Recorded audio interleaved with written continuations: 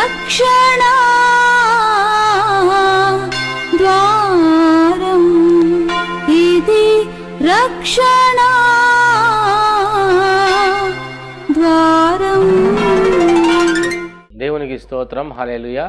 దేవుడి నామానికి మహిమ కలుగును గాక.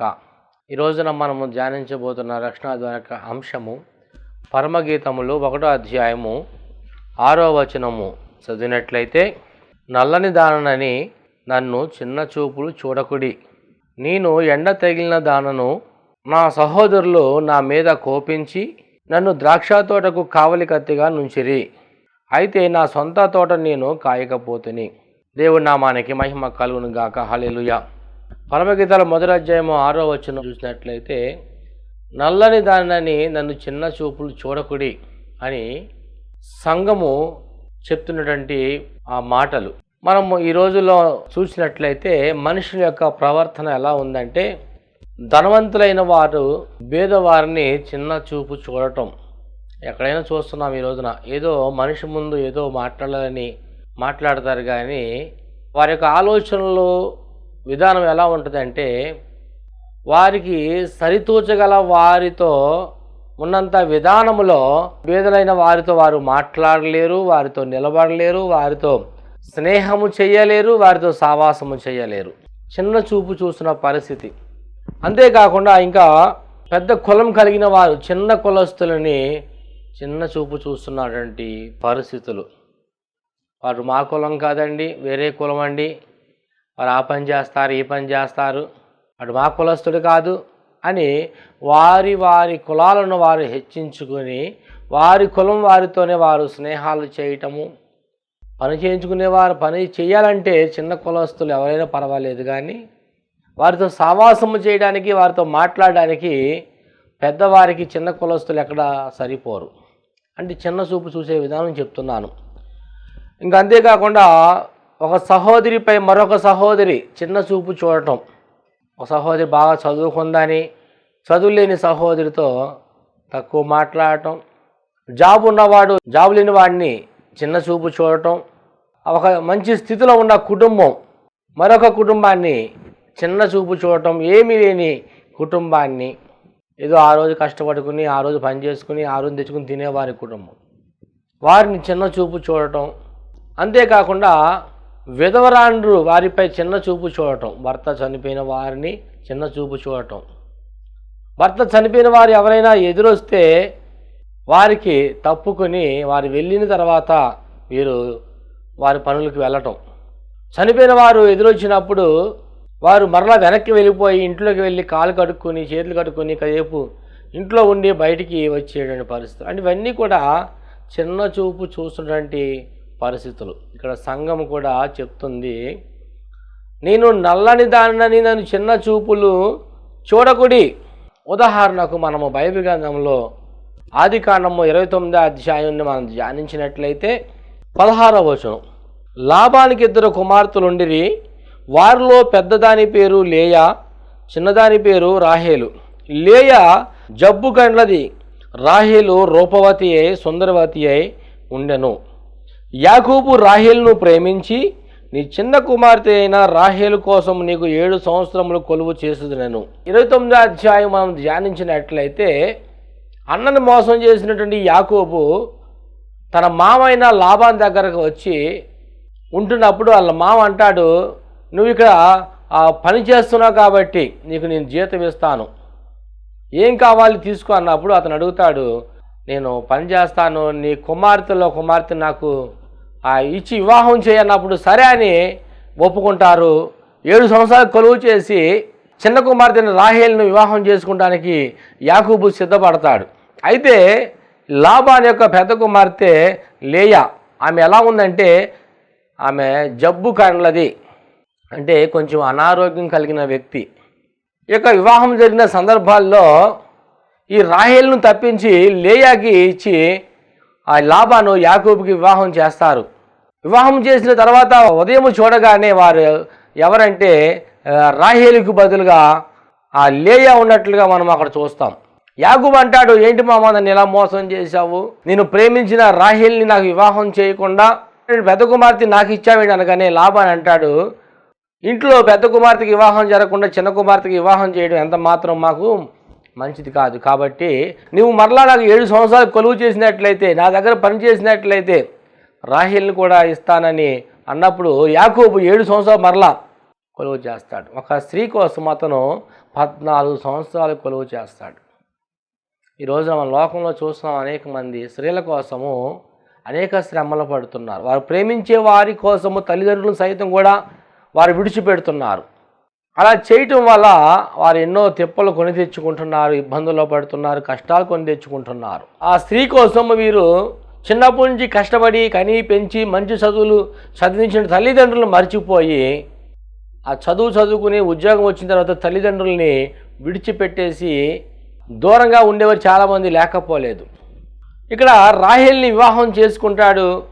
అయితే రాహేల్ అంటే యాకోబుకి ఎంతగానో పిచ్చ ప్రేమ.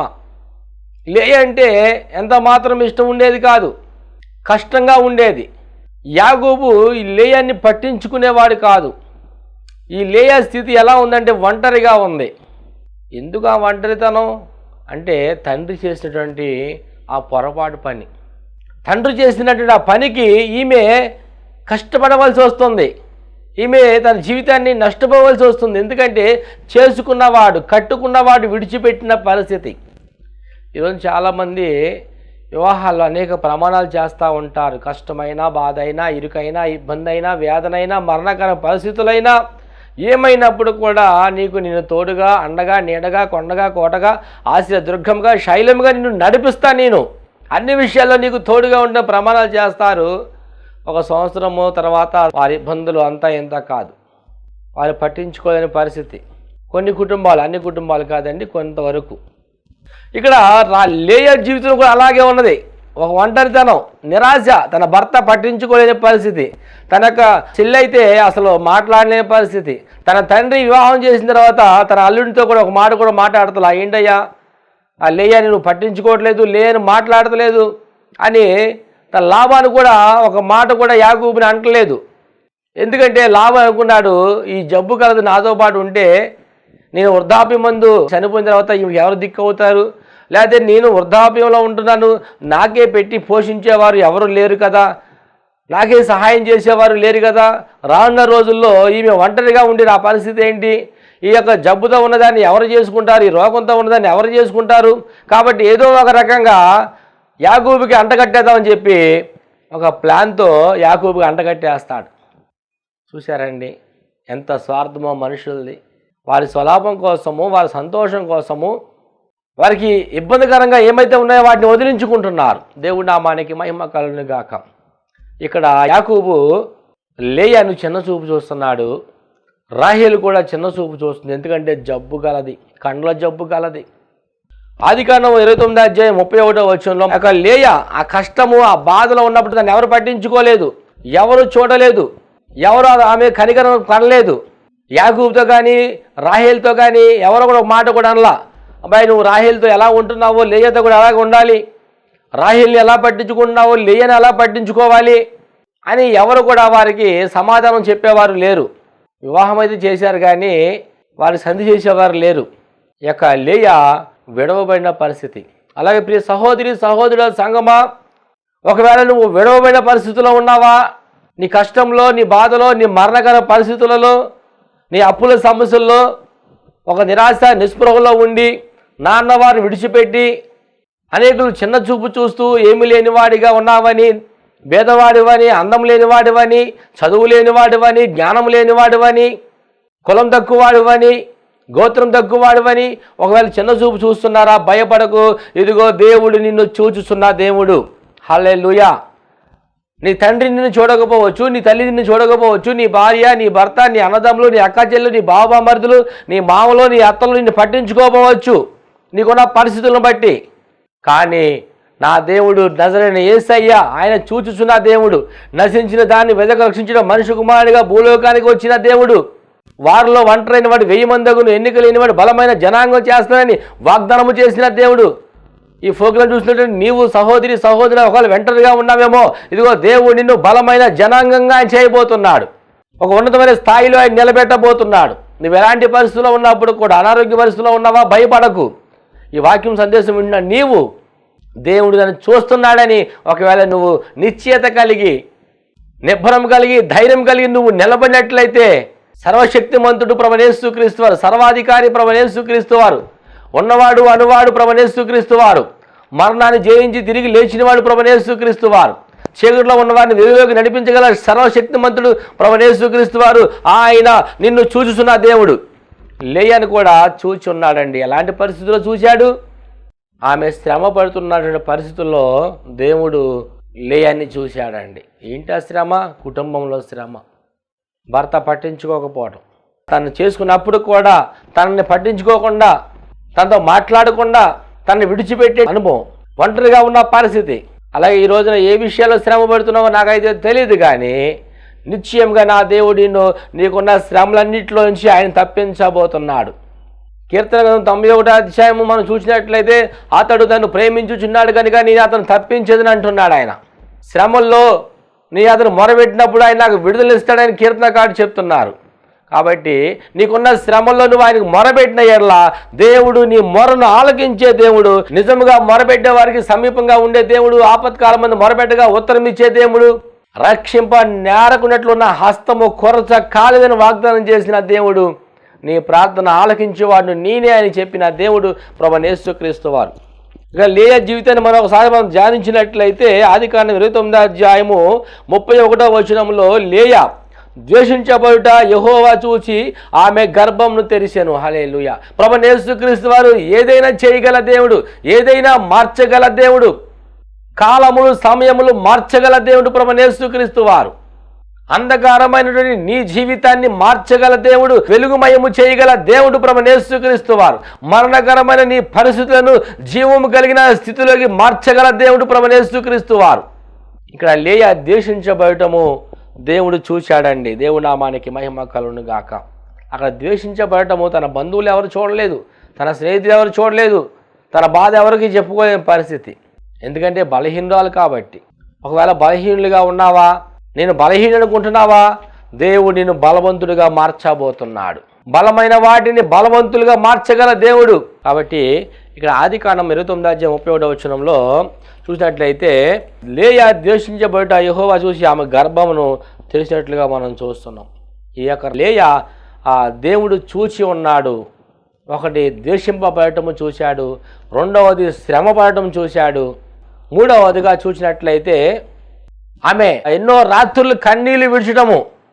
అయ్యో నా భర్తను పట్టించుకోవట్లేదు, నా చెల్లిని పట్టించుకోవట్లేదు, నా తండ్రిని పట్టించుకోవట్లేదు, నా గోడి ఎవరు వినట్లేదు, నా బాధ ఎవరు వినట్లేదు, ఎంతసేపు రాహేలుతోనే అతను మాట్లాడుతున్నాడు, రాహేలుతోనే ఉంటున్నాడు, రాహేలుతోనే తిరుగుతున్నాడు అని తన బాధ ఎవరికి చెప్పుకోలేక ఒంటరిగా కన్నీరు విడిచినటువంటి రాత్రులు ఎన్నున్నాయో, రోజులు ఎన్నున్నాయో, వారాలు ఎన్నున్నాయో, నెలలు ఎన్నున్నాయో, సంవత్సరాలు ఎన్నున్నాయో. అలాగే సహోదరి సహోదరుడా, ఇదిగో నువ్వు భయపడకు. ఏ విషయాల్లో కన్నీరువి కారుస్తున్నావు, నీ కన్నీటిని, నీ దుఃఖమును నాట్యంగా మార్చబోయే దేవుడు నీకు తోడుగా ఉన్నాడని మర్చిపోకు. ఆయన నిన్ను విడువడు, నిన్ను ఎడబాయడు. నీ కష్టకాల సమయాల్లో, నీ శ్రమల్లో, నీకు దిక్కుతోచని స్థితులలో, మార్గం లేని పరిస్థితులలో నీ కుడి చెయ్యి పట్టుకుని నడిపించగల దేవుడు నీకు తోడుగా ఉన్నాడు. ఆ యొక్క రాహేల్ని మనం చూసినట్లయితే కన్నీరు విడిచటము ఆయన చూసి ఉన్నాడు, ద్వేషించబడటము చూశాడు, శ్రమ పడటం చూశాడు. అంతేకాకుండా ఆమెకున్న రోగము, కండ్ల జబ్బుతో ఉన్న పరిస్థితి, ఎవరు జాలి చూపించట్లేదు ఆ సహోదరి మీద. అయ్యో కండ్ల జబ్బుది కదా, జాగ్రత్తగా మంచిగా చూసుకుందాం, మంచిగా ఆహారం పెడదాం, మంచిగా చూడకపోతే ఏమైపోతుందో ఏమిటో. కండ్ల జబ్బు చాలా భయంకరం పరిస్థితి.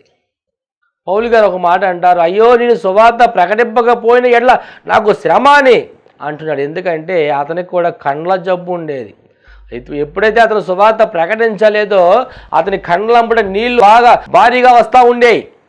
ఆ కండ్లు తుడుచుకోలేక ఆ కండ్లంపట నీళ్లు వచ్చి మంట, బాధ, వేదన, భయంకర పరిస్థితి. కండ్ల జబ్బు వ్యాధి కలిగిన వారికి జబ్బుతో ఉన్న ఆ స్త్రీని చూశాడండి. హల్లెలూయా. ఈ రోజున మరణపడకలు ఉన్న నిన్ను నీ కుటుంబం చూడకపోవచ్చు, నీ దగ్గర మేలు పొందుకున్న వారు చూడకపోవచ్చు, నీకున్న అనారోగ్య సమస్యల పరిస్థితుల్లో ఉన్న నిన్ను నీ స్నేహితులు పట్టించుకోకపోవచ్చు. కానీ ప్రభువైన యేసుక్రీస్తు వారు నిన్ను చూచిన దేవుడు, నిన్ను పట్టించుకునే దేవుడు. దేవుడి నామానికి మహిమ కలుగును గాక. హల్లెలూయా. పట్టించుకున్న అతను చేసిన గొప్ప కార్యం ఏంటంటే యాకోబు మనస్సు దేవుడు ఎలా మార్చాడో మార్చేసాడండి.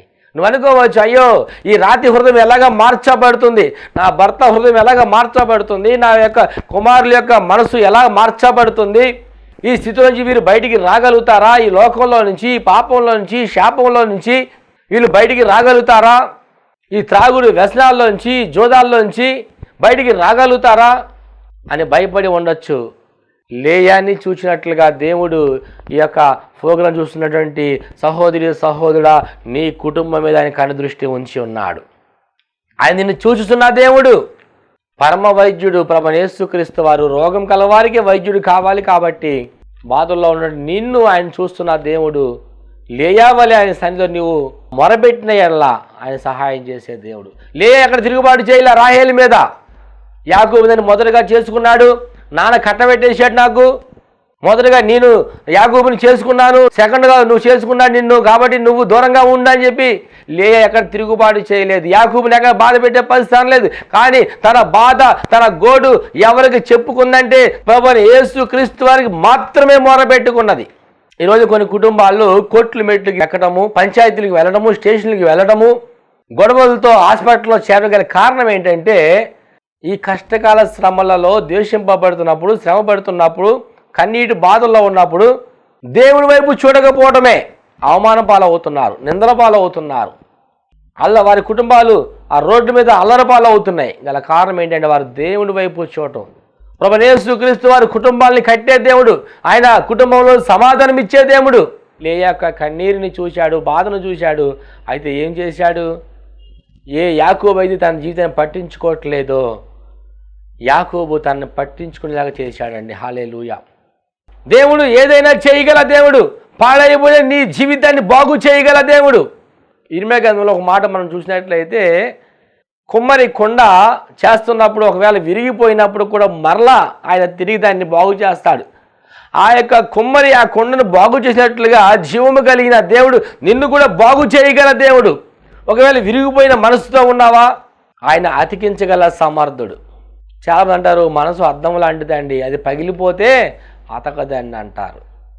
కానీ నా దేవుడు సాధ్యపరచగల దేవుడు. ఆయన మోడుబారిన జీవితాల్లో చిగురు పుట్టించే దేవుడు. ఇక్కడ దేవుడు నీ పాడైపోయిన జీవితం ఏదైతే ఉందో ఆయన కట్టగల దేవుడు. దేవుడి నామానికి మహిమ కలుగును గాక. రెండవదిగా నీ జీవితానికి ముందుకు కొనసాగడానికి, ఆనందంలోకి వెళ్ళడానికి, సంతోషంగా ఉండడానికి, నెమ్మది కలిగి ఉండడానికి, ఆయన స్తుతించడానికి ఒక అడ్డుబండ్లు ఏమైతే ఉన్నాయేమో ఆ అడ్డుబండ్లు తొలగించగల దేవుడు ప్రభువైన యేసుక్రీస్తు వారు. ఈ లేయాని మనం చూసినట్లయితే ఆ కష్టాల్లో స్తుతించడానికి కష్టమే. ఎందుకని? భర్త పట్టించుకోవట్లేదు, రెండవది జబ్బు కలది, ఆ తండ్రి కూడా రోగంతో ఉన్నదని చెప్పి చిన్న చూపు చూడటం. ఆ సమయాల్లో ఆమె దేవుణ్ణి స్తుతించిందంట. మా కష్టకాల సమయంలో దేవుణ్ణి స్తుతించండి అమ్మ అంటే కొంతమంది అంటారు, స్తుతించలేకపోతున్నాం బ్రదర్, ప్రార్థన చేయలేకపోతున్నాం బ్రదర్, దేవుడు మాకు ఏం చేశాడని ప్రార్థన చేయమంటారు, ఏం చేశాడని స్తుతించమంటారు. అదేనండి విశ్వాసము. లేని వాటిని ఉన్న వాటిగా చేయగల దేవుడని నువ్వు ఒక నిరీక్షణ కలిగి ఆయన సన్నిధిలో స్తుతించినట్లయితే నీకున్న బంధకాలు, శరల్లో లాంటి బంధకాలు ఏమైతే ఉన్నాయో ఆ బంధకాలని విడిపించగల దేవుడు ప్రభువైన యేసుక్రీస్తు వారు. లేయా చేసిన పని ఏంటంటే ఆయన సన్నిధిలో మొరబెట్టినప్పుడు యాకోబు మనసు మార్చి తన మనసును లేయా వైపు తిప్పినట్లుగా మనం చూస్తున్నాం. లేయా జీవితం ఏం జరిగింది?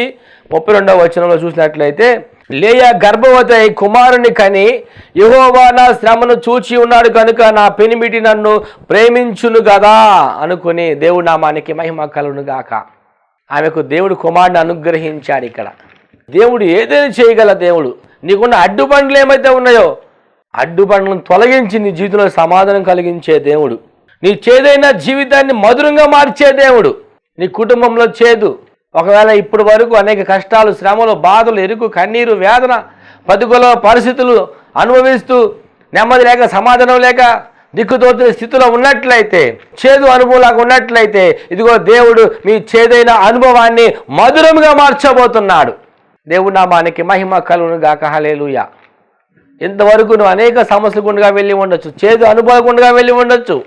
దేవుడు మీ యొక్క జీవితంను మధురంగా, అంటే మారాను మధురంగా మార్చినట్లుగా మధురంగా మార్చబోతున్నాడు. నీకున్న సమస్యలన్నింటినీ కూడా ఆయన అనబోతున్నాడు. లేయా జీవితంలో తనకున్న సమస్యలన్నీ కూడా అణిచివేశాడు. అణిగిన వాటికంటే, ఊహించిన వాటికంటే లేయా జీవితంలో గొప్ప అద్భుతం జరిగించాడు. దేవుడి నామానికి మహిమ కలుగును గాక. చూచుచున్న దేవుడు నిన్ను మనుషులు చిన్న చూపు చూడొచ్చు, కానీ దేవుడు నిన్ను ఉన్నతంగా చూసి నిన్ను ఆశీర్వదించబోతున్నాడు. రెండవదిగా పరమగీతాల్లో మనం 1వ అధ్యాయం చదివినట్లయితే, నేను ఎండ తగిలిన దానను అని అంటుంది ఇక్కడ సంఘం. అంటే ఎండ అంటే శ్రమలకు సాదృశ్యంగా ఉంది. సంఘము ఆ యొక్క శ్రమల్లో ఉండి, ఇదిగో నేను ఎండ తగిలిన దానను, ఎండ తగిలి నేను నల్లని దాని అయిపోయాను అంటుంది సంఘం. అంటే బాధలు అనుభవించి, కష్టాలు అనుభవించి తట్టుకోలేని స్థితిలో ఉంటుందని ఇక్కడ అర్థం మనకు కనబడుతుంది. శ్రమ మనకి 3 రకాలుగా మనం వాటిని ధ్యానించుకోవచ్చు. శ్రమలు అంటే, ఒక శ్రమ ఏంటంటే ఎలా వస్తుందంటే వంశపారపరంగా శ్రమలు వస్తాయి మనిషికి. ఉదాహరణకు బైబిల్ గ్రంథంలో మనము ఎలీషా శిష్యుడైన గెహాజీని మనం చదివినట్లయితే, నయమాను కుష్ఠరోగంతో బాధపడుతున్నప్పుడు ఎలీషా దగ్గరికి వచ్చి బాగుపడతాడు. ఈ నయమాను బాగుపడిన విధానం బట్టి ఎన్నో కోట్లు విలువ కలిగిన కానుకను తీసుకొచ్చి ఎలీషాకి ఇస్తే, నీ ధనం నీ దగ్గర ఉంచుకోవయ్యా, నీ ధనం నాకెందుకు, తీసుకుని వెళ్ళిపో అంటాడు. కొన్ని కోట్ల రూపాయలు విలువ కలిగినటువంటి ధనాన్ని, బంగారము వెండి అన్ని ఏదైనా కావచ్చు. ఈ పక్కనే ఒక అతను ఉంటాడు, తన శిష్యుడైన గెహాజీ. చూస్తాడు, అనుకున్నాడేమో ఇలాగా ఎలీషాకి ఎంతకాలం బతుకుతాడు, తర్వాత నా జీవితం ఏంటి, నా పరిస్థితి ఏంటి, ఎలీషాకి వెనకాల ఆస్తులు ఏమి లేవు, వాటిని నేను తీసుకుందామన్నా వాటిని అడిగి నా దగ్గర పెట్టుకుందాం అనుకున్నా, నా కుటుంబాన్ని పోషించుకోవాలి, నా బిడ్డలు ఉన్నారు, ఏంటి పరిస్థితి అనుకున్నాడేమో. ఎలీషాని విడిచిపెట్టి నయమాను సగం దూరం వెళ్ళాడు. ఈ గెహాజీ పరుగు పరుగున వెళ్ళి ఆ నయమాన్ దగ్గరికి వెళ్ళి, నా యజమానుడు నువ్వు తీసుకొచ్చిన కానుకని ఇమ్మన్నాడయ్యా, అందరి మధ్య అడిగితే మంచిది కాదని నన్ను ఒంటరిగా పంపించాడు అని అనగానే ఆ కానుకలు తీసుకొస్తాడు. తీసుకుని ఇంటికి తిరిగి వెళ్ళిపోతాడు. అప్పుడు ఎలీషా అంటాడు, గెహాజీ ఎక్కడికి వెళ్ళావు, ఎక్కడికి వెళ్ళితే ఇక్కడే ఉన్నానే అని అబద్ధాలు ఆడుతున్నాడండి. అబద్ధాల జనకుడు సాతానుగాడు. రోజున అబద్ధములు ఆడుతున్నారేమో, ధనం విషయంలో, నీ ప్రవర్తన విషయంలో, ఆలోచన ప్రతికూలం పరిస్థితులు అన్ని విషయాలలో అబద్ధం ఆడితే ఏదో లాభం వస్తుంది అనుకుంటున్నామేమో, శాపం కొని తెచ్చుకుంటారు. అబద్ధం ఆడితే ఏదో ఒకరోజు గడిచిపోద్ది, ఆ నెల గడిచిపోద్ది, సంవత్సరం గడిచిపోద్ది. తర్వాత సహోదరుడా ఆలోచించుకో. ఈ గెహాజీ చేసిన పని ధనము తీసుకురాగానే ఎలీషా అడుగుతాడు, ఎక్కడికి వెళ్ళావు గెహాజీ అంటే, ఎక్కడికి వెళ్ళా, ఎందుకు గెహాజీ అబద్ధం ఆడతావు, నా ఆత్మ నీతో రాలేదా, నయమాన్ దగ్గరికి వెళ్ళి బంగారం తీసుకోవడం నేను చూడలేదా. ప్రవక్తకు అన్నీ తెలుసండి. కొంతమంది అనుకుంటారు పాస్టర్ గారికి ఏం తెలిసిద్దిలేండి, ఏం చూస్తాడులేండి, మనం వడ్డీ వ్యాపారం చేస్తాం ఆయన చూస్తున్నాడా, మనం లంచం పుచ్చుకుంటాం ఆయన చూస్తున్నాడా, మనం మందిరానికి రాకుండా ఈరోజు పనికి వెళ్తున్నాం ఆయన చూస్తున్నాడా. కొంతమంది మందిరానికి వెళ్ళేవాళ్ళు ఉదయం పనికి వెళ్ళిపోయి ఆఖరి క్షణాలకు కానుక పెట్టే సమయం వెళ్ళిపోయి పాస్టర్ కానుక సరిపోతుందని కానుక సరిపెట్టిన వచ్చేస్తారు. ఎలీషా అన్నాడు, నా ఆత్మ నీతో కూడా రాలేదా, అదిగో నయమానికి కలిగిన కుష్ఠరోగము నీకు కలుగునుగాక అనగానే ఆ గెహాజీతో పాటు తన కుటుంబం అంతటి మీద శాపము ఏలుబడి చూస్తున్నాం. చాలా భయంకర పరిస్థితి. ఎండ తగిలిన దానను అంటే అర్థము శ్రమ సాదృశ్యంగా ఉంది. ఒకటి వంశపారంగా శ్రమ రావటం. గెహాజీ చేసినట్లుగా ఒకవేళ ప్రియ సహోదరి సహోదర సంగమా ఈరోజు నువ్వు తప్పించుకుంటున్నావేమో, నీ బిడ్డల పరిస్థితి ఆలోచిస్తున్నావా. రెండవదిగా తాను చేసిన పాపమును బట్టి తనకు కలిగిన శ్రమ.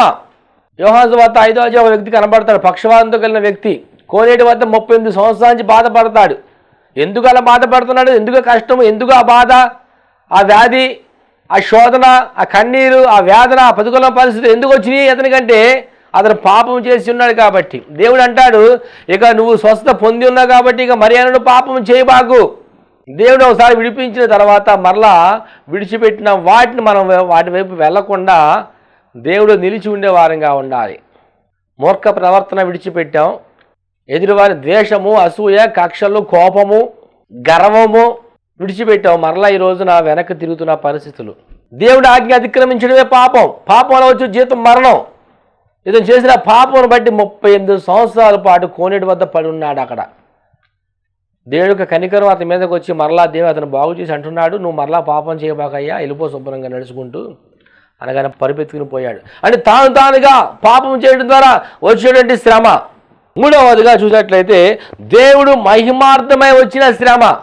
శ్రమలు మనిషికి ఎందుకు వస్తాయంటే, ఒకటి శ్రమలు మన విశ్వాసంలో పరీక్ష, రెండవదిగా శ్రమలు దేవుడికి దగ్గరగా చేయడానికి, మూడవదిగా శ్రమ సహించి నిలబడినప్పుడు నీకు మేలు కలుగుతుంది. అందుకని శ్రమలు.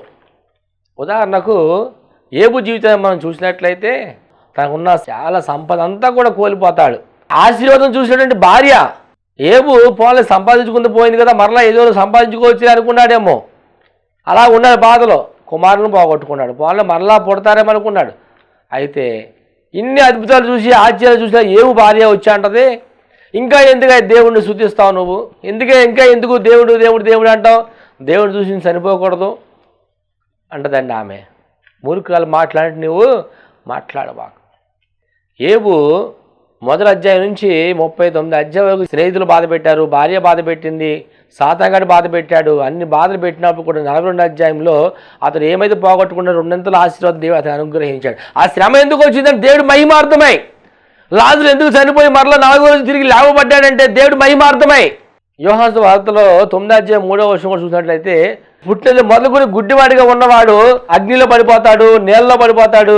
బాధపడతా ఉంటుంటే అక్కడ వారు అంటారు, ఈ గుడ్డిదనం వీడికి ఎలా వచ్చింది, వీడి పితరులు చేసిన పాపమా వీడి చేసిన పాపమా అంటే దేవుడు అంటాడు, వీడి పితరులు చేసిన పాపం కాదు, వీడు చేసిన పాపం కాదు, కానీ దేవుడు మహిమార్థమయ్యడికి రోగం వచ్చిందని గుడ్డివాడిని బాగు చేసినప్పుడు అనేక మంది ఆశ్చర్యపోతారు.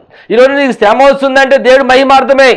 సహోదరి సహోదరుడు భయపడకు, దిగులు చెందకు, అయోమయ స్థితిలోకి వెళ్ళిపోకుండా నువ్వు ఆ శ్రమలలో దేవుడికి ఇది పరీక్ష అని నిరీక్షణ కలిగి ఓర్పు కలిగి ఆయన నిలిచి ఉండి దేవుడు దగ్గరగా వెళ్ళినట్లయితే, దేవుడు నిలబడినట్లయితే దేవుడు నీకు మెప్పుని కలిగించే దేవుడు. ఏబుకి మెప్పు కలిగించినట్లుగా మేలు కలగజేసినట్లుగా నీ జీవితంలో కూడా మేలు చేయగల దేవుడు ప్రభువైన యేసుక్రీస్తు వారు. అట్లాగా దేవుడు మహిమ కొరకు ఒకసారి నీ శ్రమలు వస్తూ ఉంటాయి. ఇక్కడ సంఘం అంటుంది కదా, ఏమంటుందంటే పరమగీత 1వ అధ్యాయము 6వ వచనం, నల్లదాని చిన్న చూపులు చూడకూడి. ఒక చిన్న చూపులు చూస్తున్నాడా, భయపడకు, దేవుడు నిన్ను చూచుచున్నా, దేవుడు నీకు సహాయం చేసే దేవుడు. రెండవదిగా శ్రమలు నీకు తగిలి బాధపడుతున్నావా, భయపడకు, శ్రమలలో నీకు విజయాన్ని ఇవ్వగల దేవుడు ప్రభువైన యేసుక్రీస్తు వారు నీకు తోడుగా ఉన్నాడు. ఇంకా సంఘం చెప్తుంది ఇక్కడ, నా సహోదరుడు నా మీద కోపించారంటుంది. ఇక్కడ నీ మీద ఎవరు కోపిస్తున్నారా? కయ్యను హేబెలు మీద కోపించాడు, పగబట్టాడు. యోసేపుకి అన్నదమ్ములు యోసేపు మీద పగబట్టారు. నశించిపోతున్న ప్రతి మానవాళి కొరకు ప్రభువైన యేసుక్రీస్తు వారు పరమ నుంచి భూలోకానికి వస్తే ఆయన దేవుడు కాదని చెప్పి ఆయన పగబట్టి ఆయన సిలువ వేశారు. ఆయన సిలువ వేయటం వల్ల వారికి రక్షణ కలిగింది. ఈ రోజున మనకి యోసేపు అన్నదమ్ములు గోతులో పడవేయటం ద్వారా ఆ శ్రమ యోసేపుకి రావటం వల్ల యోసేపు అన్నదమ్ములకు దీవెనకరంగా మార్చబడ్డాడు, తన దేశానికి దీవెనకరంగా మార్చబడ్డాడు, ఆశీర్వాదకరంగా మార్చబడ్డాడు. కాబట్టి ప్రియ సహోదరి సహోదరుడా సంగమా, ప్రోగ్రాం వింటున్నట్టు నీవు ఒకవేళ అనేకులు నిన్ను చిన్నచూపు చూస్తున్నారేమో, దేవుడు మాత్రం నిన్ను ఉన్నతమైన స్థాయిలో చూస్తున్నాడు. భయపడకు. రెండవది, శ్రమలు వస్తున్నాయా, కంగారు పడకు, దేవుడు నీకు సహాయం చేసే దేవుడిగా ఉన్నాడు. నీ శ్రమలో దేవుడు మహిమార్థమే ఆయన చేస్తున్నాడు.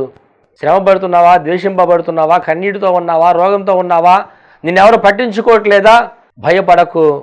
దేవుడు నిన్ను చూస్తున్న దేవుడు, ఆయన కాపాడు నిన్ను సంరక్షించే దేవుడు. శ్రమలలో నీ వెంటే ఉండి నీకు మేలు చేయగల దేవుడు ప్రభువైన యేసుక్రీస్తు వారు. ఆయన దయా కనికరం కృప వాత్సల్యత ప్రభువారు మీకు అనుగ్రహించును గాక. ఆమేన్.